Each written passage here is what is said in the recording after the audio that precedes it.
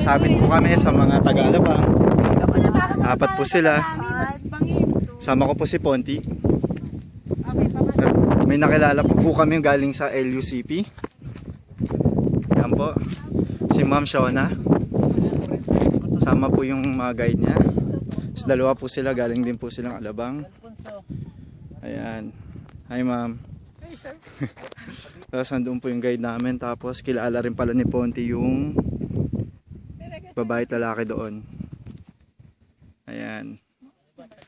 Tapos dito po yung mga bundok ng Cavite. Hindi ko sure kung alin dyan.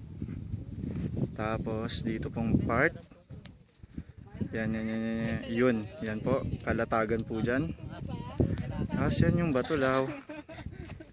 And then part na to. Ito po yung right side po mula sa taas.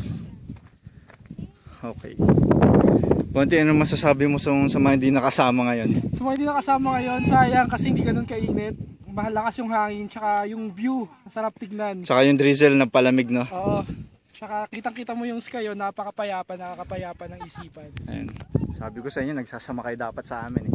Bye-bye.